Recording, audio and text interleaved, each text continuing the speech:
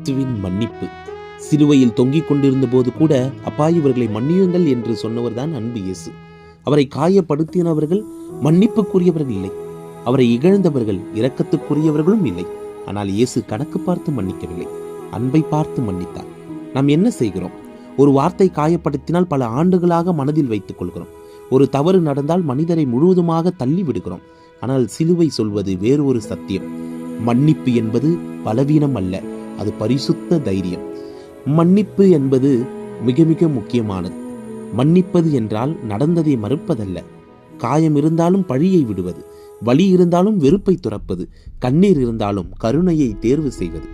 இயேசுவின் மன்னிப்பு நம்மை கேட்கிறது. உன்னை காயப்படுத்தியவரை நீ எப்போது விடுவிப்பாய்?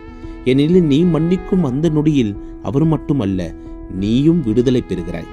இன்று சிலுவையை நோக்கி நின்று ஒரு பெயரை மனதில் நினைத்து சொல்லுங்கள், ஆண்டவரே, நான் இவரை மன்னிக்கிறேன். அந்த ஒரு வாக்கியம் போதும்.